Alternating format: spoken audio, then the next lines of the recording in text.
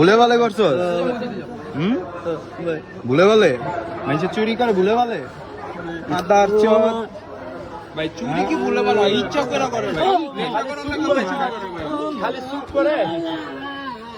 ওই নেশা করার লেগে ভাই চুরি করে ভাই একদম শয়তান মামা ছিল